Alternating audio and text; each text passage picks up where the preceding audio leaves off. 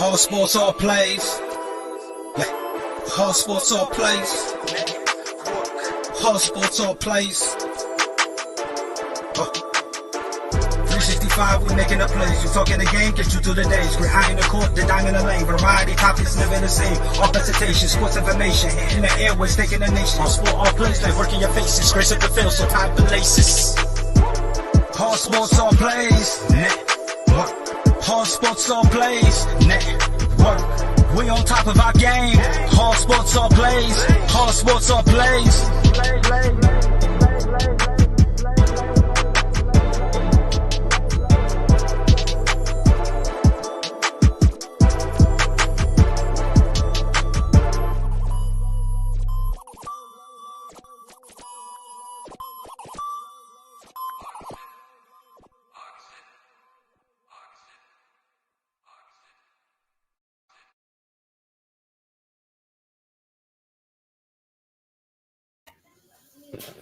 Welcome, ladies and gentlemen, boys and girls, children of all ages. The ASAP Network proudly brings to you another episode of Between the Ropes. And before we get started tonight, I would like to tell you who I am joined by. That's right. Tonight, I am joined by none other than that man from the Midwest, Brandon Herrera. How you doing tonight? Hey, doing good. Just got done watching. I know we're a wrestling show, but some great college basketball action. But I'm ready to talk wrestling. Absolutely. And guess who's back? Back again. Mess Around is back. How's it going tonight? Glad to be back. All right. And of course, he is ready. He is primed to go. He's super excited for it. And so before we get started, we have that little bit of housekeeping we need to do. So Nate, if you can bring up that Suzanne's Paparazzi Jewelry, please. Suzanne's Paparazzi Jewelry, 24/7 shopping available. 160920 is the code. Show her some love, like she showed us, from all of us here at the ASAP Network. All right, Nate the Great, go ahead and pull up that little bit of Misty Meadows.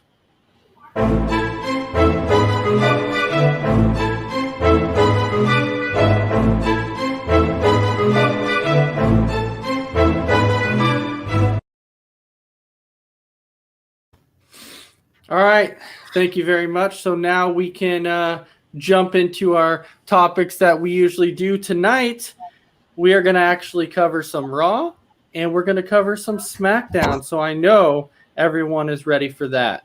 And so tonight, we actually have for you, we'll go ahead and we'll start with a little bit of Monday Night Raw. So Brandon, I do believe that you actually have our Monday Night Raw matches. So tell me, go ahead and kick us off and tell us, what was that first match on Monday Night Raw? So we got the Sheamus versus the almighty Bobby Lashley. Winner of the match is Bobby Lashley. Well, obviously we saw that coming. You know, Bobby Lashley was going to get that win. It was another one of those. It was a decent match, but in the end, when you really think about it, we know who Bobby Lashley is facing at WrestleMania. We know it's going to be Lashley versus Drew McIntyre. However, I will say I'm kind of a little disappointed in a little bit of way because I would like to see Sheamus in that match. And Sheamus, when he went up against Bobby Lashley, a very good match. But Brandon, why don't you go ahead and tell me what your thoughts was on this match? Yeah, I thought it was a pretty decent match. After coming out of Fastlane, you know, Sheamus and Drew McIntyre took it to each other. So for Sheamus to come back on Monday night and give a decent match against Bobby Lashley was great. Typically, Lashley's matches are a few moves and then the hurt lock and it's over. So yeah, so you kind of see towards the end of this match that when Sheamus kind of had Lashley on his heels a little bit, and then the Hurt Business decided to jump in, you know, and kind of help him, and then Lashley got a little upset because Lashley was like, "You jumped in to help me, and I didn't need your help." So overall, I like the Hurt Business idea, but Lashley doesn't really need it. Is the thing, because Lashley's big enough, he's strong enough to where Lashley just doesn't need that. But overall, mess around. Why don't you go ahead and tell me your thoughts on this? Yeah, I thought the match was really good, but having like you said, the Hurt Business get involved, like Lashley don't need that. He's a big enough guy, like you're saying. He just doesn't need that kind of help. I don't even think he needs that kind of group, to be honest with you. Like, they should just break away from the Hurt Business altogether and go on his own. Now, Randy Cox is coming out saying that there's still time for WWE to change it to a triple threat match at Mania. I don't foresee it happening. I don't. I think Sheamus is going to end up going a different route. But going back to this match for a second here between Sheamus and Lashley, you saw two powerhouses completely go at it. And I love it. I love it. Two powerhouses if they can wrestle. And Sheamus is one of those guys that has the in-ring talent to do it, and Lashley just has that strength. He's got that, what do you call it? Lashley has that it factor. So when you see Lashley against Sheamus, and I'm not talking about wrestling style, I'm talking about the it factor. That's what I'm talking about. Overall, if I had to give a grade on this match, minus the Hurt Business jumping in at the end and helping Lashley, overall, I don't know. I think the match was pretty good. I'd give it about a solid B. Brandon, how about you? Yeah, I would definitely give it a B, and I'm with you, Ace. I think a three-way with Sheamus, Lashley, and McIntyre would be an amazing match to see down the road. So, but I don't think they're going to do it at Mania. But yes, I agree. Solid B. They're not going to do it at Mania simply because since they already have a triple threat match at Mania, there's no way that they're going to do another triple threat match at Mania. But mess around. If you had to give a grade for this match, what would you give it? God, I want to give it a B, but I just can't. I'm going to give it a C because the Hurt Business got involved. Okay. Yeah, but I think the reason why the Hurt Business got involved in this match, when you really think about it, is because you know that split is coming. And so It kind of makes me think that when it comes to Mania and you see this Lashley versus McIntyre match at Mania, Hurt Business, I think, is going to have something to do with this match.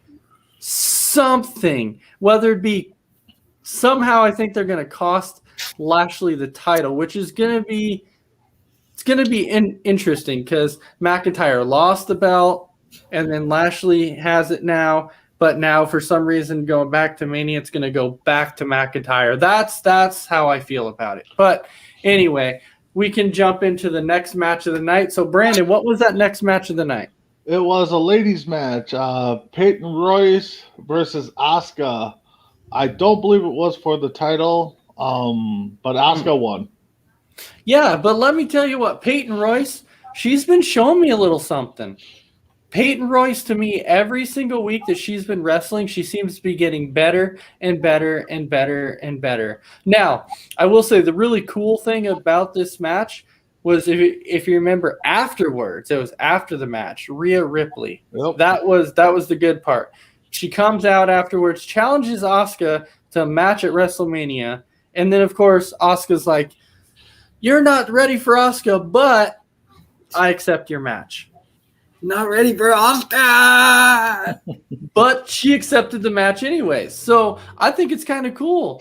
But I don't think a lot of people were expecting, in a way, for Rhea Ripley to come out and challenge her. I wasn't, because I think that there's more people on Raw, divas, I should say, that I think that should get a fair opportunity to go up against Asuka. You know, you have somebody like Alexa Bliss who hasn't had a title shot for a while. Mm-hmm. Huh? Breaking news, Randy likes another wrestler. Wow. He likes Ripley. I'm shocked. So another wrestler that Randy likes. But mess around. Go ahead and tell me, what was your thoughts on this match? On the girls' match, who was it again? Royce. It was Peyton Royce and Asuka. Yeah. It was a good match. I like what they're doing with Peyton Royce. She's growing on me every week. She's getting better, improving. eventually, I think she's going to be one of those that gets in the title scene. She's getting that good. Yeah, so let me ask you a question about Peyton Royce here. Do you like Peyton Royce better when she was in a tag team, or do you like her better as a solo competitor? Iconic. No, I like her better as a solo. I think she's much better as a solo. She gets to showcase her talents on her own. She doesn't have to worry about a partner, and I just think she's a whole lot better on her own. And Billie Kay, she can't wrestle anyway, so. No, and I don't know where they're going with that, but I don't want to jump into Billie Kay too much yet. I want to stick on this match, but there was some bright spots in this match with Peyton Royce. So you can clearly see that they're going to be going somewhere with Peyton Royce in the future, and I look forward to it because she's only improving every single week, and it's just going to be. Maybe after Mania, she'll finally get a Divas title shot. But Brandon, tell me what you thought about this match. No, I agree with both of you guys. I mean, Peyton Royce is definitely improving each week she's out there. Mike's skills are good. I like her more as a singles, but I thought they were okay as a tag team together. I thought they carried each other pretty well. Ripley coming out after Charlotte went down and is out, for who knows how long. I kind of figured Ripley was going to get that shot to step in and be at WrestleMania, but for the match itself, I'll give it a solid B. I think it was a pretty good match between both competitors, and like you guys said, Royce is really improving. She's got something coming down the road. So you actually saw it coming. You saw Rhea Ripley getting a title shot. When Flair went down and they said she was going to be out for a little bit, I figured she was going to step in or Lynch was going to make a return, but I don't see Lynch coming back anytime soon now for some reason. So mess around. Did you think that Rhea Ripley was going to get this title shot at Mania? Well, she's a big name. She's new. I mean, she dominated everywhere she's been. She stepped into NXT UK and won the title there. She won the title in NXT. So it'd be only fitting for her to first match on Raw. Or not Raw, but her first title match. She wins like, who was it, Paige, when her first match? Yeah, it was Paige. Title. Yeah, when she beat AJ Lee, one of my all-time favorite divas. But yeah, overall, I give this match, including the spot at the end when Ripley came out, I give this overall match a solid B also. Yeah. So Brandon, how about you? What was your grade on this match? Yeah, I would. I give it a solid B. B plus with the ending or with the little promo at the end, but for the match itself, a solid B. All right, mess around. I give it a high B, B plus. It was solid, really good. I enjoyed it. So we have Mr. Randy Cox who's coming out now and saying that Paige is better than AJ Lee, but it's a toss-up. I got to say it's a toss-up. I liked them both. I like Paige. Mm-hmm. I like AJ Lee, but AJ Lee was one of my favorites of all time. It's AJ Lee, Alexa, Paige, I would have to go with AJ Lee in that. Huh? I'd take AJ Lee over Paige only because AJ Lee had the longevity. Right, yeah. Paige battled with some injuries. However, though, that longevity part, that wasn't really all of Paige's fault, because she had that injured neck that knocked her out of wrestling. She had to retire. Yep. But as we saw, Edge is back after that injured neck. Christian is back. Daniel Bryan's back. So who's to say that at some point Paige doesn't make an appearance back? Could happen. It could vary. The Bellas are rumored to come back too. Yep. Yeah, well, I think their time has passed though. But all right. Anyway, so going on to that next match of the night, Brandon, who did we have? All right. The Miz versus Jeff Hardy. The winner, The Miz.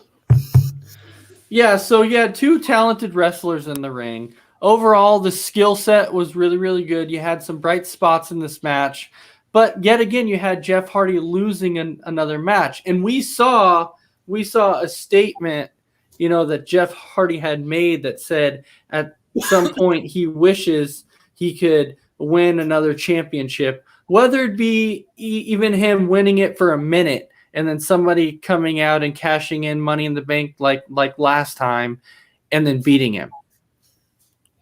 But with the way they're going right now, it's almost like they're trying to bury Jeff Hardy. So, but me personally, I figured that The Miz was going to win this match because we know that The Miz is going into WrestleMania. He's going up against Bad Bunny in WrestleMania. Jeff Hardy, we don't even know what he's doing yet. So that's still questionable at this point, whether he's going to even be involved in WrestleMania. But overall, the match was good. So mess around. I'll go ahead and jump to you on this one. Well, anytime you put a guy like Jeff Hardy and The Miz together, it's gonna be a great match because they can both wrestle and they're really good at telling stories. And the way Jeff Hardy's going right now, it seems like they're just using him to put guys over, and that's just where he's at in this point in his career. I mean, it'd be nice to see him get another title shot, even if, like you said, it was just for a minute. But it's a solid match. I give it an A+. So let me answer 2 questions here in the comments. Number 1, Imi asked, who is better? Okay, is it Alexa, Paige, or AJ? Ooh, that's tough. That's tough. Alexa. That's a tough question, but I think if I had to say this, I have to go with Alexa Bliss only due to the fact that no matter what character you give Alexa Bliss, no matter what you do, she can take the ball and she can run with it and do everything amazing with that character. And she has been able to do that. Like, look what she's done with her current character now. Right? Yep. I mean, this has been absolutely amazing. Who would have thought that she could have done this? She's been a heel. She's been a face. She's been best friends with Nikki Cross. She's been best friends with Nia Jax. She's doing this and just everything she's done, she's taken the ball and run with it. So I give Alexa Bliss complete props, and I would actually have to put her right up there on top. Now, going with what Nate is saying, who he said that he believes that Edge's neck injury when he had it was just the show stuff. It was not. No. The Edge actually had to retire for multiple years, and actually 9 years. Yeah, it was like he was gone for like 9 years. Never Right after Mania. again. Yeah, he could make appearances in WWE, but every time he came back, they always said you cannot put your hands on Edge because of his neck. So he was gone for like 9 years, and then he came back. So that was never a show thing. That was a legitimate injury. No, that was a storyline. Huh? That definitely wasn't a storyline. Yeah, that definitely was not like Daniel Bryan's was not a storyline. That wasn't a storyline either. They just happened to get help and be able to come back. But now I completely forgot. Oh yeah, we were talking about The Miz and Jeff Hardy. Yep. So Brandon, you go ahead and take this. Yeah, Messerell said it. I think it was a solid match. You said it too. I don't know what they're doing with Jeff Hardy, punishing him maybe for Matt leaving, punishing him for his past, and just kind of burying him, I think. I know he wants another title run, even if it's for a minute or two. I don't think WWE is going to give it to him. So, but overall, the match, I give it a B+, A-. It was pretty solid. Probably one of the best matches of the night. Yeah, it was a pretty good. Now, my thing about Jeff Hardy is we see that he's kind of getting up there in age. So maybe this is the type of time to where they're like, Jeff, we want you to keep wrestling, but now you're going to start putting the younger talent over. Now, The Miz isn't younger, but he has a bigger match at Mania, so he still has to put The Miz over because Jeff Hardy has nothing going on. But overall, it was a good match. I give it an A. So, Brandon, did you happen to give a grade on this match? Yeah, I give it an A-. I mean, the promo at the end where Bunny came in, hit him with the guitar, and then, I mean, we all knew it was going to set up. I actually I actually thought it was going to be a tag match with Bad Bunny and Damian Priest versus Miz and Morrison. Yeah, so I'm kind of shocked it's a singles match. Yeah, I think that's what shocks me the most is I didn't think that it was going to be one-on-one Bad Bunny and The Miz because I don't know how long Bad Bunny's been training. I don't know his in-ring skills. So I legitimately thought that it was going to be a tag team match. Damian Priest was going to do most of the work. And then Bad Bunny was going to come in for a few spots here and there, do a couple moves and get the win. But now maybe Bad Bunny has more talent than we think he does. I don't know. It's going to be interesting to see this. Yeah, there's still a week left. They could change it up on us, but yeah, right now I'm kind of shocked that it's a one-on-one match. All right.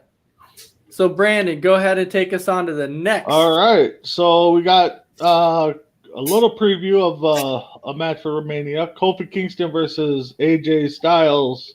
The winner for Kofi Kingston. Man, I'll tell you what. This match was lit. This was a great match. Kofi Kingston. I could not believe that Kofi actually got the victory. I'll tell you what, man, that shocked me. But, dude, this match was really, really good. You saw two, primetime guys who are just high flyers, man, who have so much in-ring skill, just go at it. That I think the roll-up at the end was kind of the more – why is it – and this is my question. Why is it, as of late, in all these big matches, we've seen all these freaking victories with roll-up wins? I just don't understand it. Isn't that how you got Orton at the Chamber, too? Yes, but I'm saying it just doesn't make any sense. I like the match.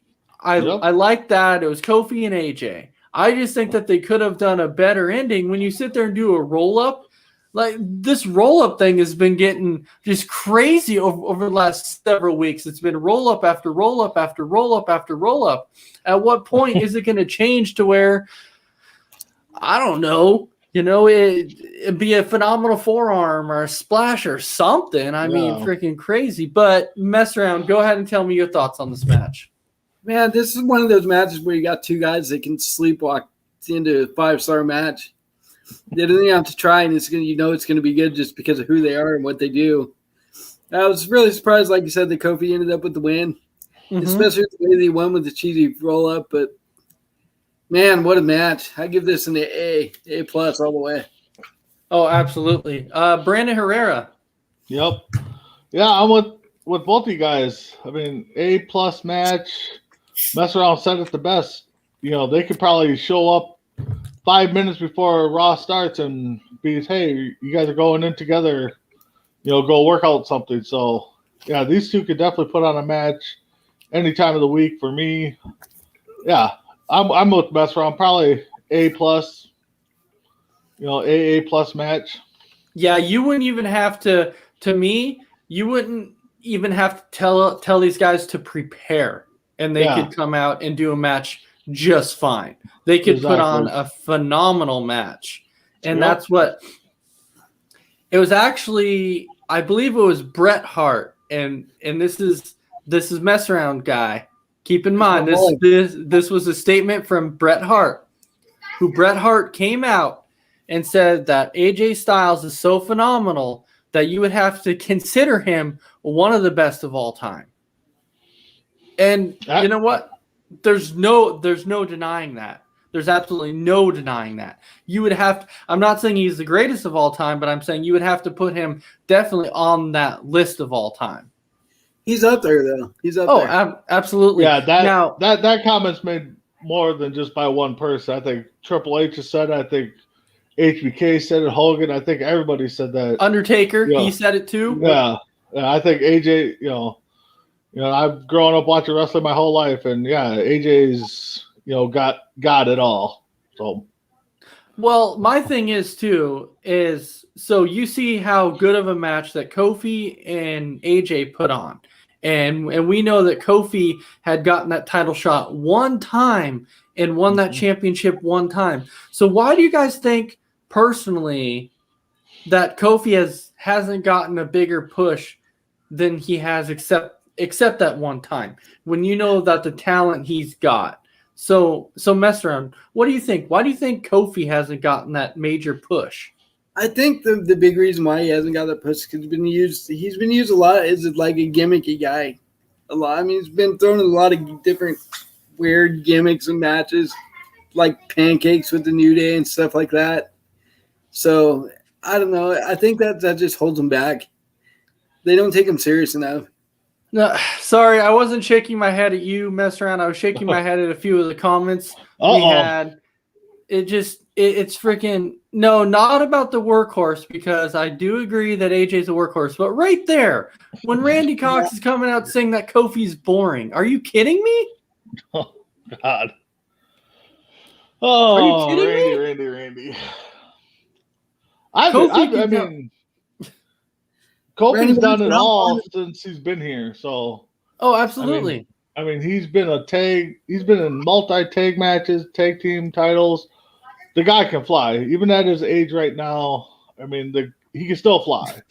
He's definitely not boring. But there was also a comment earlier that Amy said that she wants Bad Bunny to beat Miz. You know, yeah, I see that. Yeah, I think I want to be in the house when that match happens to hear you guys bicker a little bit. It's gonna happen. Bad Bunny's gonna end up winning, and I'm gonna be mad because Bad Bunny's gonna win. Honestly, has anybody ever heard of Bad Bunny before he came on Monday Night Raw? I have not. I have not. I don't even know who the guy is. He's a rapper, and I didn't even understand the song he sang about Booker T. So yeah, I have no idea. So all right. So moving on. Yep. So then we have a 2-on-1 match.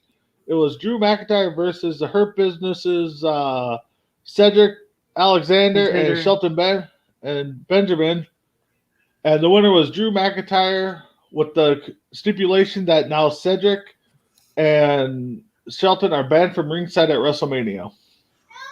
Which in the end, we saw that coming. But now we're going to actually get to see maybe a legitimate match now between Drew McIntyre and Lashley, even though I'm still going back to what I said before and saying that somehow I think the Hurt Business is going to end up somehow getting involved in this match and ended up costing Lashley the belt.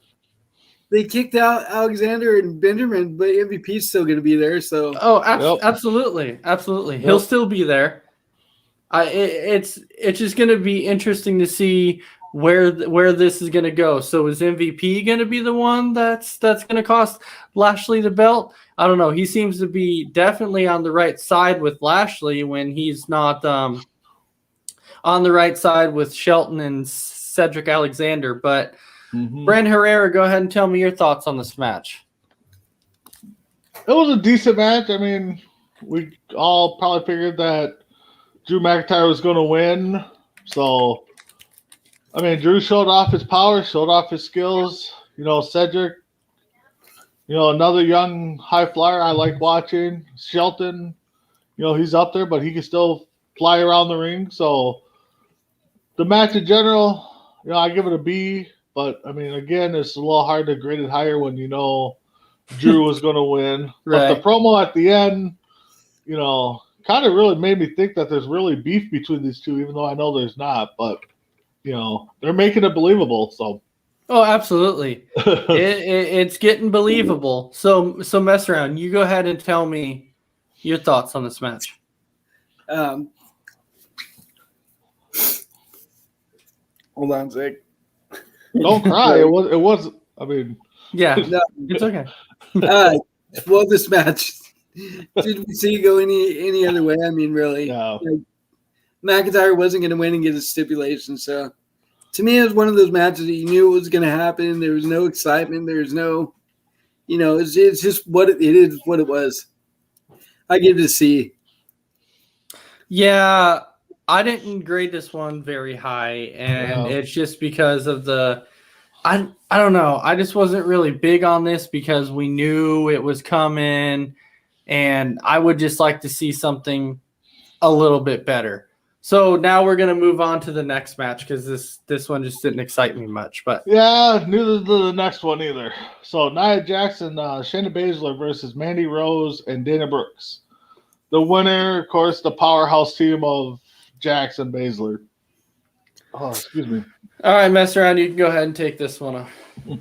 Gosh, you got my girl losing again, man. Right. I love her. She's so hot. Anyways, there's not really much to talk about in this match. I mean, we all knew that the big girls are going to win. Eventually, I'd like to see them split up because I know that's coming eventually with Baszler and Jax, but we haven't got there yet. I really don't have a lot to say about this one. It really wasn't much to talk about.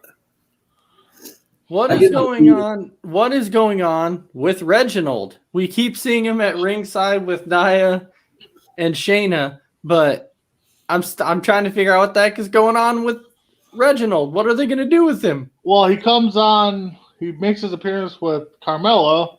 Well, yeah, absolutely. And then sided with Banks for a little bit there, and now he's with Nia. So it's just like.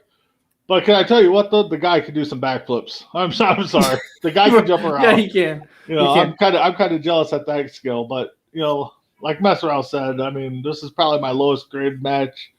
C minus, almost a D, because it was a time filler. I mean, we knew it was going to happen.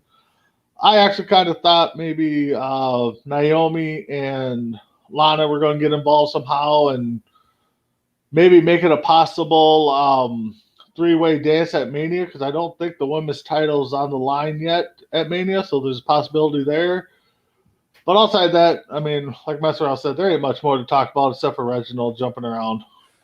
Jody, how's it going tonight? Thank you for hopping on, making your first appearance tonight. You know what? You can ask, how is it going? Glad to see you on. But yeah, Brandon, I completely agree with you. When you have two people like this, that I call them the biggest botches, like the master of botches, because you remember back then when Shayna kicked Asuka and busted her tooth out, she busted her tooth out, and then Nia has injured so many of the divas that I'm like, at what point are they going to be like, you got to settle down in the ring or something? A few weeks ago, didn't Nia almost land, or she did land wrong on the apron and shouted out something about hurting herself? So my hole, yes, yeah, my exactly. hole, absolutely. But if they break these two up,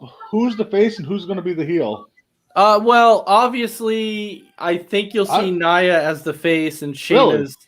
Oh, yeah, and Shayna's the heel. I don't think you're going to see Shayna as a face. I mean, honestly. Okay. I don't think. Not with her mentality. Her mentality is all bad and, doing everything against the rules. And yeah, but if you saw her towards the end or at the end of the match, she's in the background like, okay, guys, what about me and Nia and Reginald? Right, so it's great. I'm kind of torn to see. I kind of like to see Shayna as a heel, but like you guys said, her mentality I don't think could carry her that way. But Shayna has to be the heel. She doesn't have another mentality. Oh, the face. I'm sorry, I meant the face. But yeah, we'll see what happens with that if they break up. Hopefully soon. They will. They'll break up. I'm calling it. I'm saying now it's Mania. They break up at Mania. Yeah, I think that's what we're all shooting for. But all right, Brandon, go ahead and take us on. All right, so the final match is Elias versus Braun Strowman, and again, Braun Strowman wins. So, Brandon, I told you at the last one. I told you this was a work with Shane McMahon. Yes. You thought it was legitimate, but I said it was a work. Yep. And I figured it was, and we saw at the end it was definitely a work. And it did surprise me it was a work, but and I figured it was, and now we're gonna probably get. But here's the thing: we're gonna see Shane again against the big time opponent at Mania. This seems to be like the every year thing. We see it every year. We see it, and I don't think that's gonna change. You're gonna see the same thing year in and year out. I think this is going to be one of those. I don't want to say it's going to be a squash match, but I think it's going to be close to it because tonight you almost saw it as a squash match between Strowman and Elias. It was pretty cool. Well, if I recall, didn't Shane give Braun Strowman the option to call whatever kind of match he wanted? So Yep. Oh, absolutely. And I'm so waiting for it. I'm waiting to see it. It's gonna be like a cell match or something like that. no, I think And Randy's coming out saying that Shane will beat Strowman. Are you kidding me? No, not this time. Not this time. And Jody, I'm glad you're coming on and leaving comments because you actually have a chance to win a free shirt. So keep them coming. You never know. Keep them coming. You might be able to win that free shirt. All right. But mess around. Go ahead. Yeah, this match, totally a squash match. Strowman dominated from beginning to end. That stare down he had with Shane there. That was cool. In the middle of the match. Strowman pulls through. I think you're going to see his stipulation is going to be like a Hell in a Cell or cage match, so Shane can't run. Right. Put his hands on him. I see it. Mr. Herrera. Go ahead. Yeah, I could. I mean, the match itself was boring. I mean, we knew he was going to run through everybody, and then Shane came back and hit him with the crutch. So then we knew it was a work. As for what we see, probably announced Monday will be. I think it's going to be a Falls Count Anywhere match, but I could see a cage match or a Hell in a Cell type match or something. So we'll see what kind of match Strowman picks. I'm excited to see that, even though I think Strowman's still going to win. Overall, the Strowman and Elias match, though, I can't give it a very high grade. I just can't. I can't believe they're going with the stupid thing. Like, right? He's stupid. Bullying. Yeah, he's stupid. They're bullying, but they're playing the stupid card. Yeah, I don't know if I see Shane winning or losing.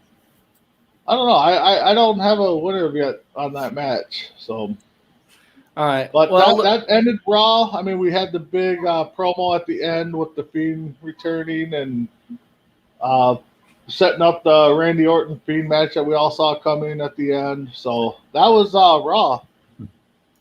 Yeah. Right. Yeah. There wasn't really much at the very end. Just that whole setup between the Fiend and Randy Orton, which we all saw coming. What I gotta say, whoever designed that costume, they did one heck of a job for the Fiend. So yeah, that's cool. The burnt costume is so sweet. They did a stellar job on that one. Honestly, that whole segment was my favorite part of Raw. The one at the end?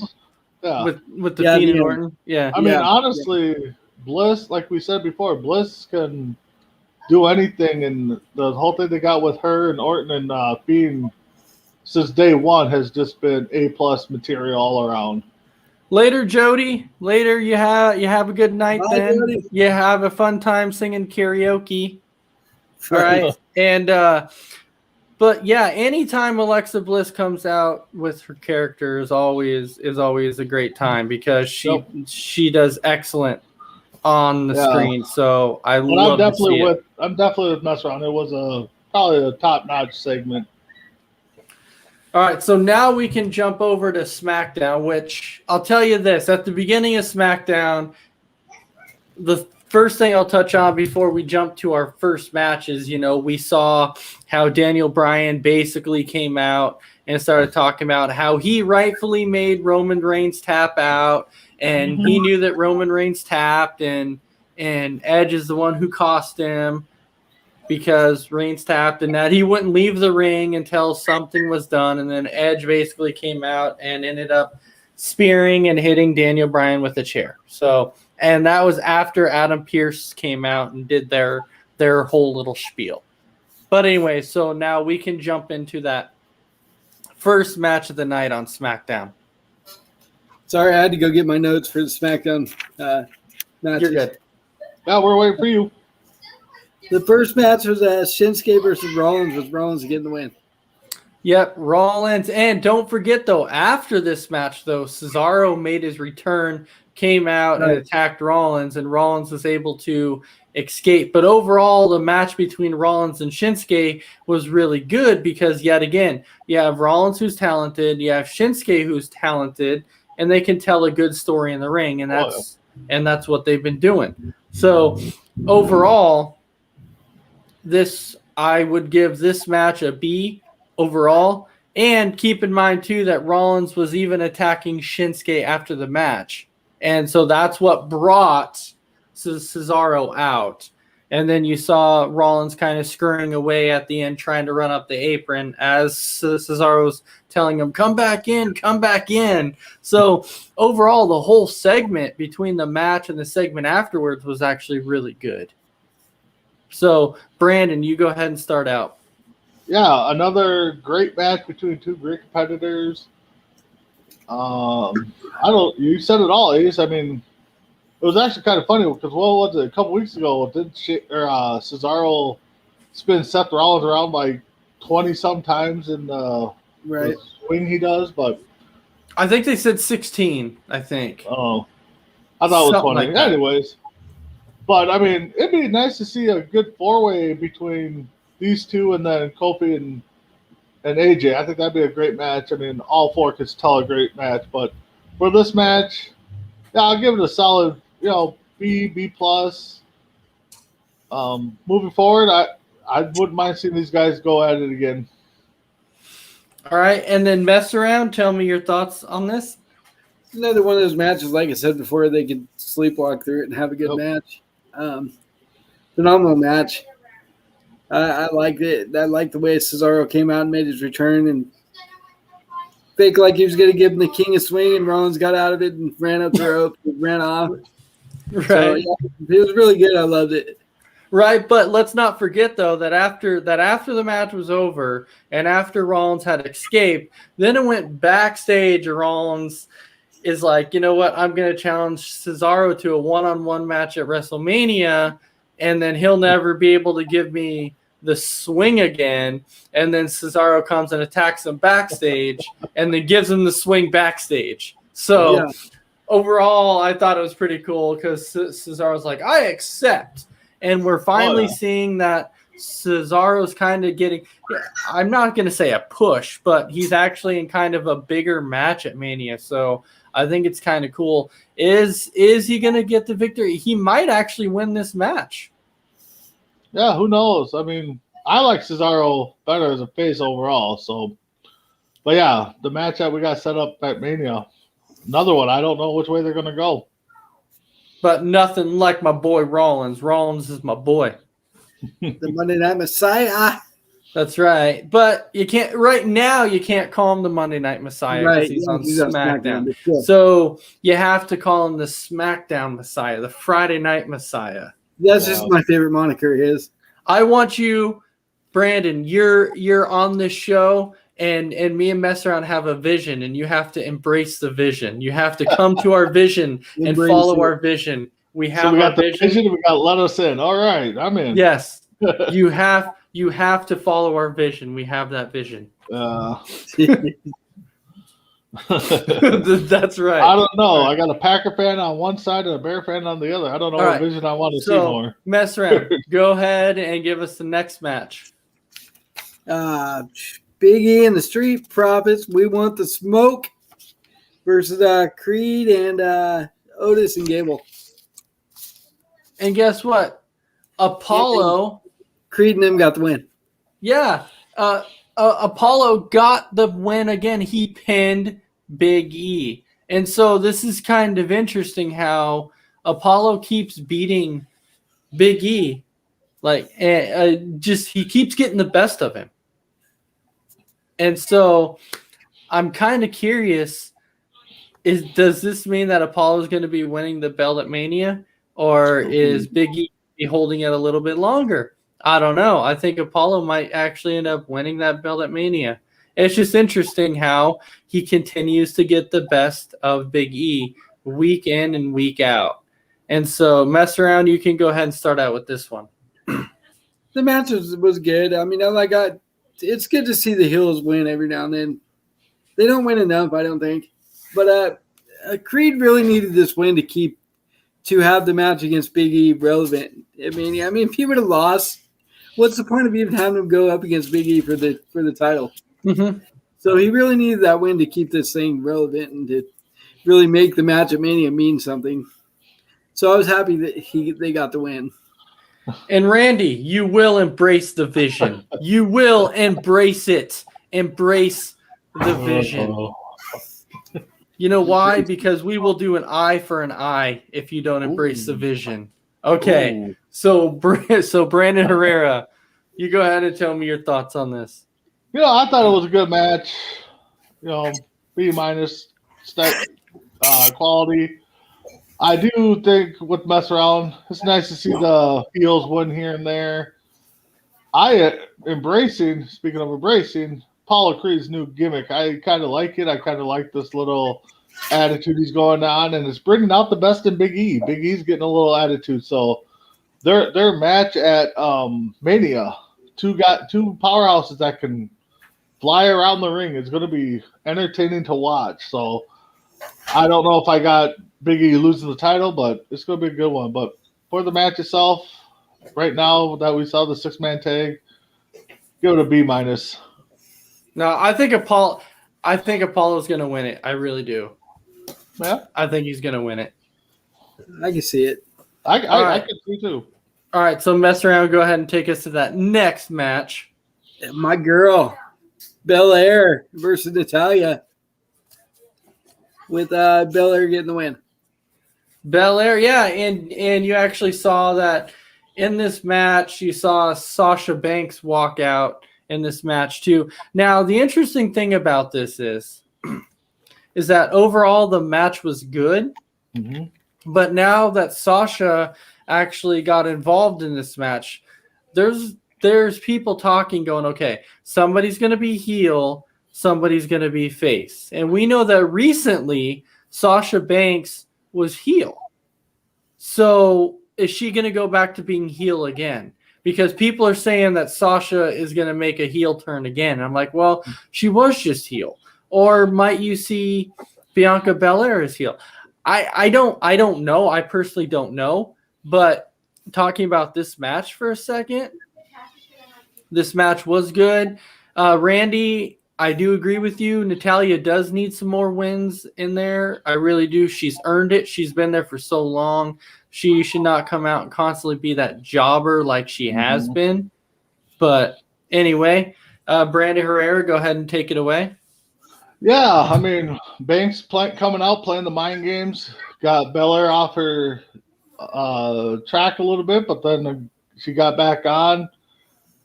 I'm still waiting for her to step on her hair and cost herself a match or something, or injury, but I don't know how she can do it. I say it every week, But yeah, I think Belair or Banks is going to be the heel in this feud come WrestleMania. She's showing it. For the match with Natalya, I agree with Randy. Natalya needs to win more. She's another one that she's kind of got the Kofi Kingston vibe, where she's done everything except hold that title a couple times. So overall, for two girls to sell a match, tell a story, be a good beat. Afterwards, when Banks or Belair went after Banks and slapped her pretty good, that they're setting up a good match at Mania between those two. It's that Kofi treatment that you're talking about. The Kofi treatment that Natalya's getting. Yep. But mess around. Go ahead and tell me your thoughts. The match was good overall. I like the way, like you said, Sasha got involved. I think you're going to see Sasha as a heel in the match against Belair, because to me, she's better as a heel than she is a face. I love her so much more as a heel. And I think it's too soon to turn Belair into a heel. Yeah, and it makes me wonder right now, speaking of that, because that you've had basically Bianca Belair, Sasha Banks, and Bayley. But what the heck is going to go on with Bayley right now? I don't know. She's kind of lost in the shuffle. Yeah, she is. She's definitely lost in that shuffle.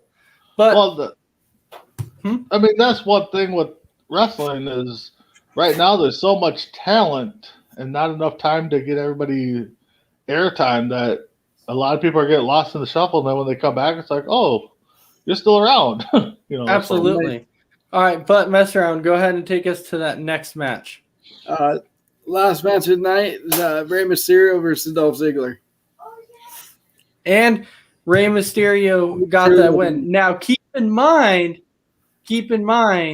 that before they went to the ring, Mysterio came out and basically said that, he wants to accomplish one more thing. He wants to win the tag team titles with his son, Dominic Mysterio. And then he said that if he wins the tag team titles with Dominic Mysterio, he said that has to put him close to the top as basically being one of the greats.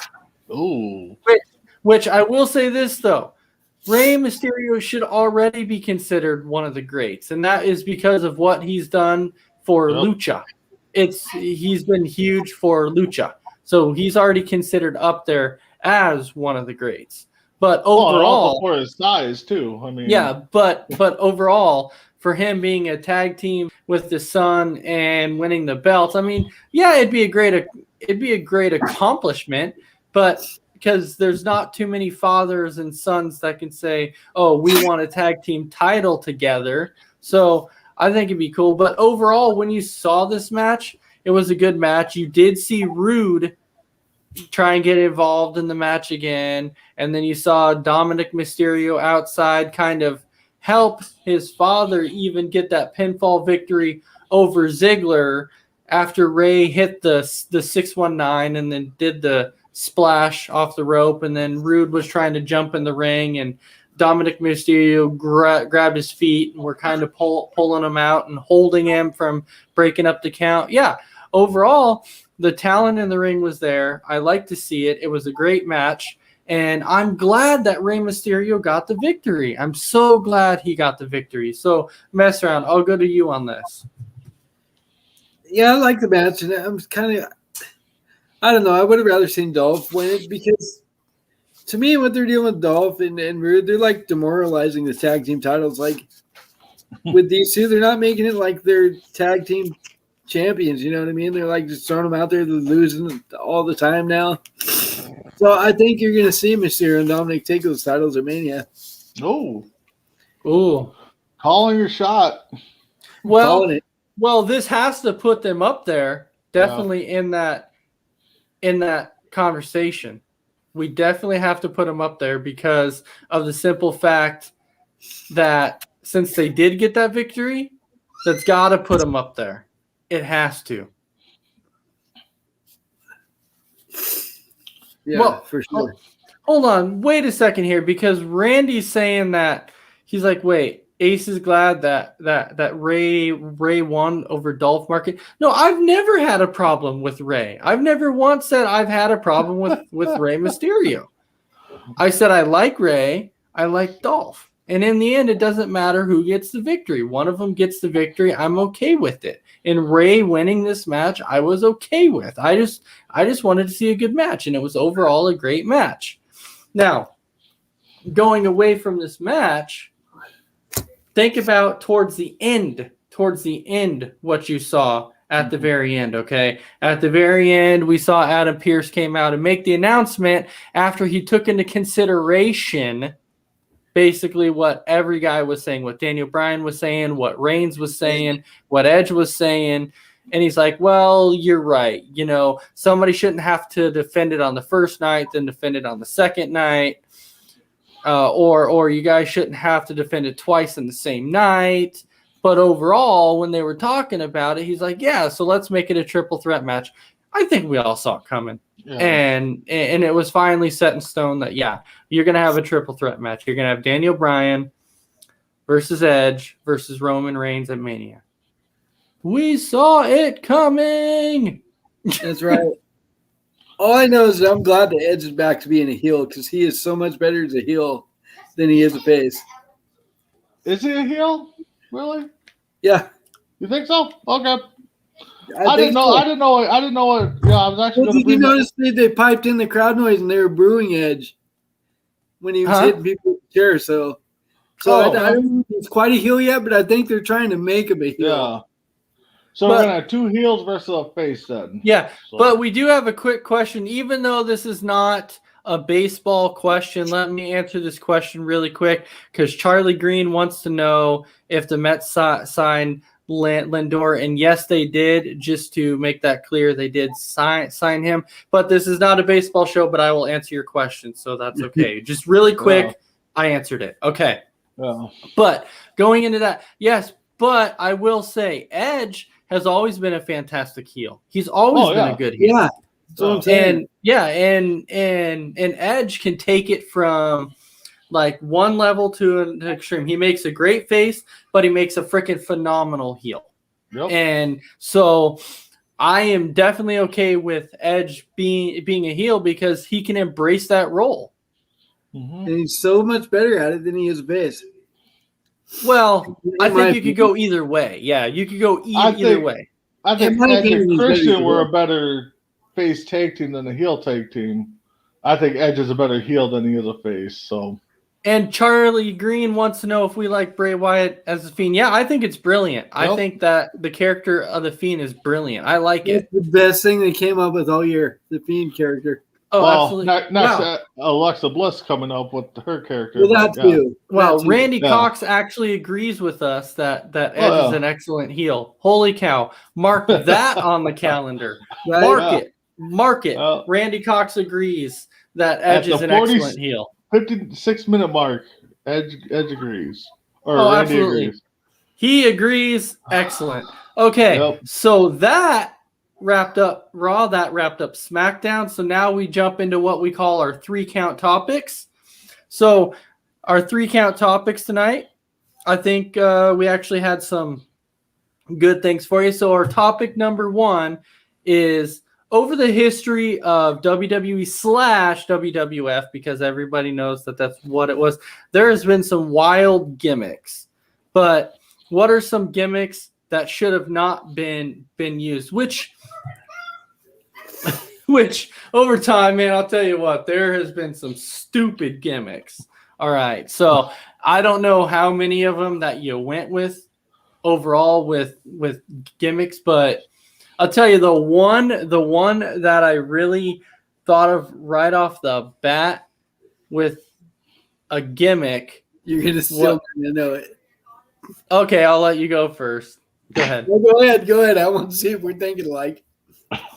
Well, it just depends on.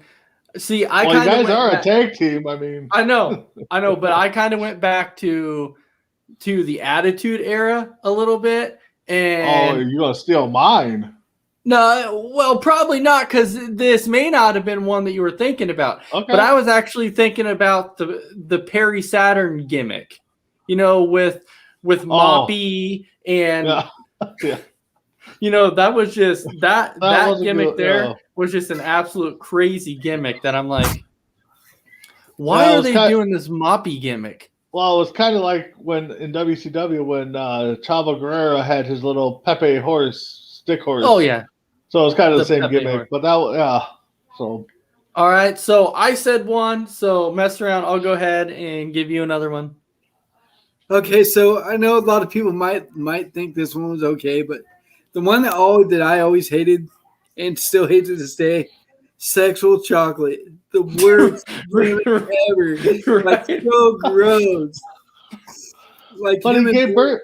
That was the worst one I still can't get over that one to this day. Like, why they even went that direction. It was so gross. I have no idea. I would have no idea why they did that. But Brandon Herrera, you go ahead and give us one. A stupid gimmick. Tell us something that was stupid. God, this is back before Attitude Era, and it was when they had this tag team, the Ninja Turtles. I forgot the exact name of them, but they came out dressed in total Ninja Turtle gear. I mean, and I think they did the Ninja Rap as their entrance and stuff, and they only had us maybe a couple matches, but it was just like, come on. You got 2 guys dressed up as turtles, and so that was the first one that popped in my head. I got another one if we're going to go to round 2 here. So go ahead. Okay.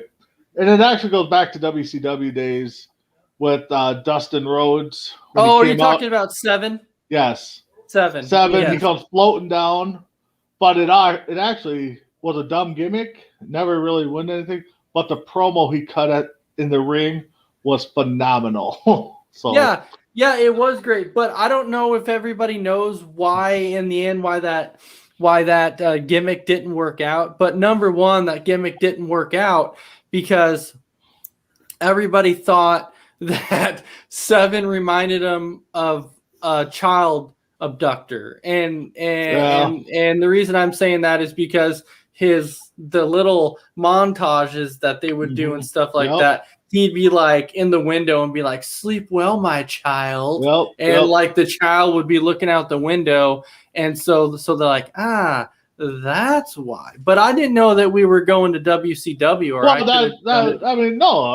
threw it out anywhere, but that was like the second gimmick that came to mind. I see Randy's throwing out a few that I actually thought of too. Repo Man. I actually thought Repo Man was a pretty decent gimmick. Repo Man was cool. What are you talking about? I like him. Yeah. Knuckleball Swords. Yeah, that's another one. And then there was one, the Goon, I think they called it. Came out in hockey gear or something and just. Yeah. Well, okay. So I would say that probably one of the worst gimmicks when you really think about it. And this one just kind of popped in my head that I'm like, oh, that kind of makes sense that gimmick was stupid. And I'm not talking about the Hurricane, okay? I'm thinking about Rosie, right? When Rosie was considered as what you would call the shit is what they call them, because it was the superhero in training. And so they said Rosie the shit. And they call it superhero in training. Yeah. That was a horrible gimmick. And Charlie Green is mentioning about the Boogeyman. I actually liked him. I liked the Boogeyman. Cool. I thought the Boogeyman was cool. I'm the Boogeyman, and I'm coming to get you. Yeah, I like that. Another one that was really bad that lasted for a bit, and Dolph Ziggler was part of it. You know where I'm going? The Spirit Squad. The Spirit Squad. Oh, yeah, I actually kind of got a kick out of the Spirit Squad a little bit. Did you? I thought it was kind of dumb and one of the worst gimmicks.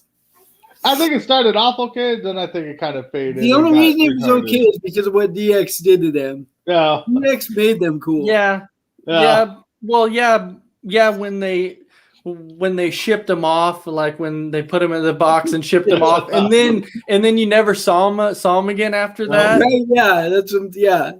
That's what I'm saying. DX made them cool, but it was a stupid gimmick. Yeah. And then one that I thought of, and I can't think of the guy's name, but he always came out and had like the spray to get abs, and he was a workout guy, and it was just like, no, that's not Matt Striker. What the heck was his name? Dang it! Why? I know I can't. Rico. Yeah, something like that. Yeah, Rico. I don't know why but yeah. It was a crazy one too. That it was Rico. And you guys might not agree with me on this too, but RTC, that was just to me, that was just a crazy. Right to censor? Yeah. Walk around. It fit the Attitude Era genre. You know, I think it'd be a crazy gimmick now to pull off, but it fit them. I mean, walk around, save the host. And before we go on to our next topic, I'm only touching on this one because this is actually this guy was one of my favorite wrestlers of all time, but I hated this gimmick, and that was when he was Isaac Yankem. And that was when Kane, or I should say Glenn Jacobs, was Isaac Yankem. That was a stupid gimmick. The dentist. But actually, Randy Cox did remind me. It was Simon Dean that did. Simon Dean. That's it. Yeah. The oddities. Huh? The oddities. Yeah, the oddities were. And then they paired him up with that hard rap group, ICP. That was kind of out there. So. Oh yeah, but There's like two of them. Just really quick before we go on. Number one that I was thinking of was the Yeti. If you remember the Yeti. Yep. And then the final one, which I said was probably the worst one of all time, the Shockmaster. Yeah. What about the real man's Steven Regal? Yeah. Oh yeah, Steven Regal. Actually, Gotcha. All right.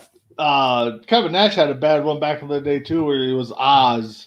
Oh, Oz, yeah. I'm looking at a list right now of the worst gimmicks in WWE, top 15. Okay. The Undertaker's the Real American Badass is number 5 worst. What?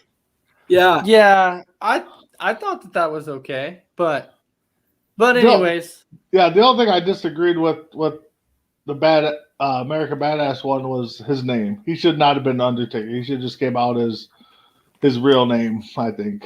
All right, so going on to topic, our second count tonight, our 2 count, is WWE is doing the 2-night WrestleMania again this year, which I'm pretty sure that we'll see it going on pretty much every year now.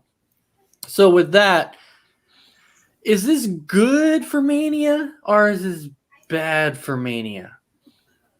And mess around, I'll go ahead and I'll start with you. You know what? Last year I wasn't so sure about the whole 2-part thing, but I like it. I like the way it's you don't have to sit through a whole 4-hour thing. Now it's only 2.5 hours each night. Yeah. And it makes it so much more watchable. You're not stuck like, oh, this match is stupid. I can't wait for it to get over. Yeah, I think it's a great idea. I think we should stick with it. Yeah, it's not horrible as long as they do it right.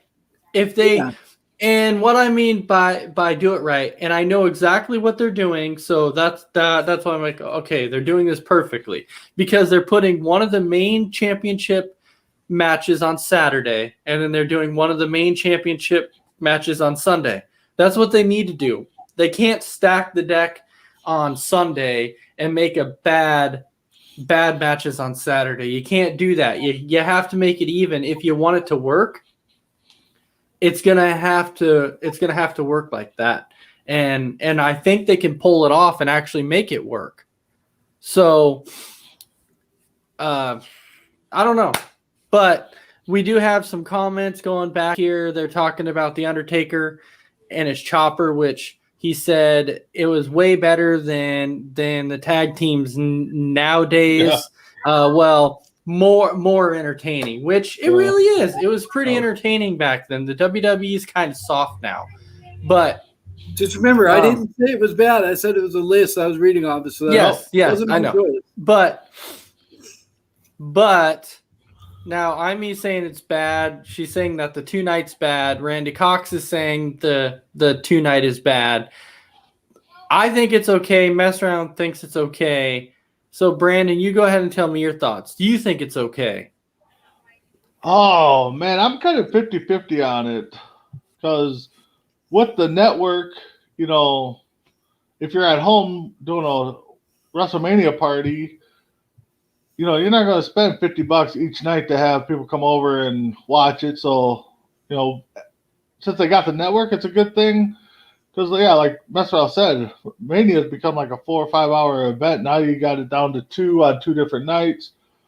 If I plan on going to WrestleMania, God, what night am I going to pick? I mean, unless there's a package deal for both nights. So, well, it is. If you get a ticket for one night, you get it for both nights. So it's not. Well, it's not I like, think I'm kind of 50-50 on it. I mean, it'll kind of get getting used to. I think for a guy like me, that's WrestleMania has always been a one night, always on Sunday. So it'll kind of get used to having it on 2 nights if they go further with this. Yeah, which I think they will, because in the end, when you really think about it, they kind of went the route with the other sports too, because kind of think about the rules that the sports have put into place to kind of speed up the game. Yep. Well, that's kind of what they're doing here. They're trying to break it down so it's not so hard for somebody to sit there 5 hours in one night and watch a pay-per-view, because that's tough, Yeah, especially at home. People don't have 4 or 5 hours to sit there and watch a show for that long. Like, people don't have that much time.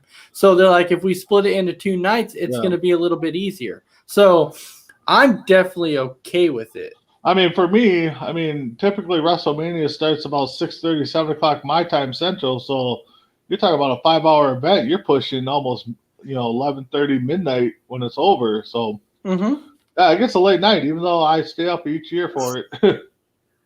All right. And then, of course, we need to go to our third count topic, which is, as we see the WrestleMania card unfold. Actually, that is a pretty decent comment there. Let's go to a movie. Let's go to the theater, watch half a movie, and then tomorrow let's watch the other half. Sure, I'm down. Depending on how long the movie is. Depending on if the movie is a 5-hour movie, yes, please let's split it up into 2 nights. But okay, so we're talking about the WrestleMania cards so far that we've seen. So winners, surprises, and thoughts so far that we've seen on the WrestleMania card. So far, the matches that we've seen, I'm not really too shocked about it. Have you seen the whole list, or because I got it in front of me right now? Well, I haven't seen what matches were taking place on each day. Yeah, I got them broken down. I found somewhere. So, but overall, so far, I think the match card's looking actually pretty good. Yeah, I think I can't wait to see that triple threat match. I can't wait to see that. But one of the more underrated matches that people need to really, really pay attention to for that WrestleMania is going to have to be Seth Rollins versus Cesaro. I think that's going to be one of those brilliant matches that people should really pay attention to, because that's going to be a phenomenal match. But that is on day one. So mess around. You go ahead and tell me some thoughts or surprises or whatever. I'm okay with the card with the exception of the Bad Bunny Miz match. Like, I don't know. Maybe that guy will surprise us and blow us away with his athleticism. We don't know what he can do in the ring yet. So, other than that, I'm okay with the card. And I agree with you about the Rollins Cesaro match. That's going to be one of the best matches on the card, I think. Oh, absolutely. And yes, I'll actually be going for Edge too. I would like to see him reclaim his belt that he rightfully didn't lose. I don't know if you guys saw this, but they were actually talking about if Edge wins the belt, they were talking about dropping the Universal title gimmick and actually bringing back the heavyweight championship. Oh, no, I did not see that. Yeah.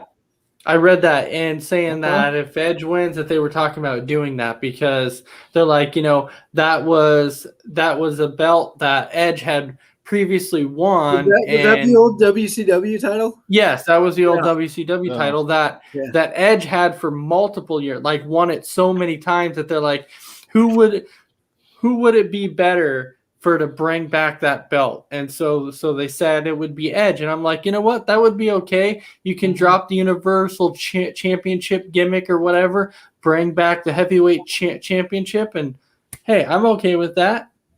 Yeah, I definitely think they need to get rid of the Universal title. It's definitely bring back the heavyweight. I think it'd be better. Yeah, for me, the Universal title, it makes it sound like you're going to go defend it everywhere. You're going to show up and, so yeah, bring back the heavyweight title, and then you got the Smackdown title. But for me, day one, day two, both cards look phenomenal. Yeah, I'm with mess around the Bad Bunny Miz match. Not too impressed with, like we said. I thought it'd be a tag match. With you guys on the Cesaro Seth Rollins match. Also kind of intrigued to see what Ripley and Asuka could bring on day two, along with The Fiend versus Randy Orton. I'm kind of seeing how that is going to unfold, what kind of match they're going to put on. And then Apollo Crews and Big E for the IC title, I think is going to be another great match.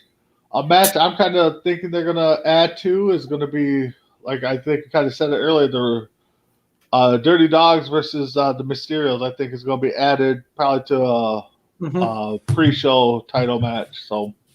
So we do have a question. Imy's asking if we think that Triple H will ever wrestle again. I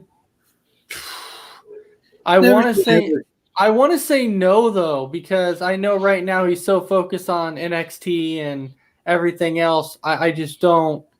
Originally, I had heard that Booker T was trying to beef up to try and make a return match and wrestle against Triple H. That was the original talks, but I guess that never happened. So at this point, I don't ever want to say never, but I don't know if it's going to happen. I think he's too invested in NXT to do anything else. Yeah, I think he's invested too much in the company all in general. I think. I mean, I know his baby's NXT and wants to see that perform, but I think he's got invested interest in the whole shebang, as we'll say.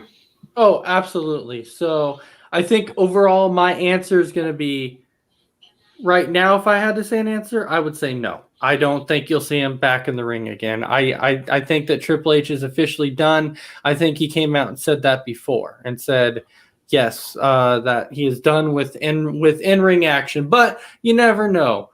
It'll be the right time, the right money, and the right person. Yeah, and the right person. Which I think will be some kind of control of WWE down the road.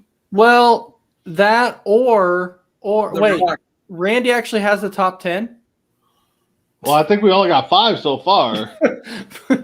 Well, Randy said he's got a top 10. But I didn't think he liked 10 guys. Neither did I. Well, he's got Triple H in his top 10, so this is breaking news. Yeah, breaking news. We're got to do a show on Randy's top 10. Well, anyway, that's all of our topics tonight. We've covered Raw, we've covered SmackDown, and Tony Arjona is saying, hi. Hi, how's it going tonight? Welcome to our show. And Randy Cox is talking about all time. So I guess if you go back all time, I guess you could probably come up with 10 wrestlers you like. Now I could probably count on one hand how many wrestlers you actually like. Yep. I think I could count on one hand, and I'm going to say maybe four-ish, maybe. Randy Orton 4 times, and then Ray Ripley is the 5th one. Oh, yeah. Well, Randy, and yeah.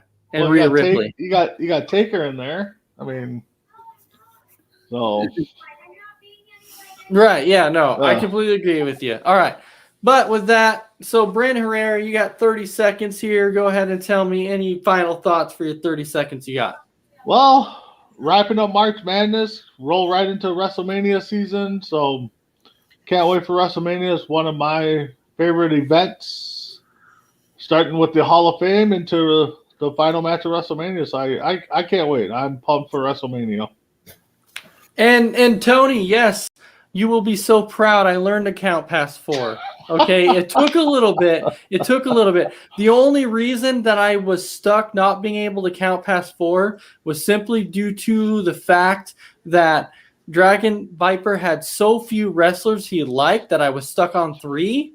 And so I didn't know how to make it past 3. And I finally made it to 4. And then I finally made it to 5. And that was simply due to him actually liking wrestlers. Yep, Randy Cox listed his 4. So. Huh? Plus, you graduated from Marshall, so that doesn't help it. Right. Oh, yeah. Andy likes Bliss. So Orton, Ripley, Ray, Rollins, Priest, and Bliss. Triple H. So, and Taker. So we're at what, 7? The list is growing. Just like Jericho's list. It's growing. Man, my list could go on and on and on and on. Oh, I have such a big list, it'd be ridiculous. I would be here We can all talk day. about our list. Oh, yeah, absolutely. I probably can't even tell you who my favorite of all time is because I've got so many favorites that, I can tell you that Kane is definitely up there. The Rock is definitely up there. Chris Jericho is definitely up there. I love you too. Kane is definitely up there. Chris Jericho, The Rock. yeah, there's just so many guys that I could put up there. It'd be so hard to say right now. But mess around, you got 30 seconds to say whatever it is you got to say. Yeah, my first show in I think 3 weeks. Glad to be back. Good to be back on with you guys tonight. My favorite time of year, you got Mania, March Madness, and then the NFL draft coming up at the end of April. So good stuff. All right, and then I just want to say mess around. It's great to have you back again, Brandon. It's a pleasure. To have you on the show for the second week in a row. Yeah. Who knows what next week brings? Yep, We just my don't know schedule yet. opens up. I'm available every Sunday, so we'll see where the schedule takes me. But we do have, before we hop off, we do have a very special topic that we're going to be doing coming up here soon. And just so everybody knows our topic, what we're going to be doing is everybody on here is going to be giving their own top 50 of their what we consider the greatest divas of all time. We're going to each give 5 each week, starting from 50 and counting down. And then once the divas are done, then we will go into the males and we'll tell you our top 50 of that. So it's going to be fantastic to see each individual list because I think most lists are going to be way different. And I can't wait to see them. So I can't wait for that either. So with that being said, I really hope everybody has a fantastic night, and we will see you again for another episode of Between the Ropes next Sunday. You have a fantastic night, and see you then. Thanks for All sports, all plays. All sports, all plays. All sports, all plays. 365, we making a plays. You talking the game, get you through the days. Great eye in the court, the dime in the lane. Variety, topics, living the same. All presentation, sports information. Hitting the airways, taking the nation. All sport, all plays, like working your faces. Grace up the field, so tie the laces. All sports, all plays. Network. All sports, all plays. Network. We on top of our game. All sports, all plays. All sports, all plays.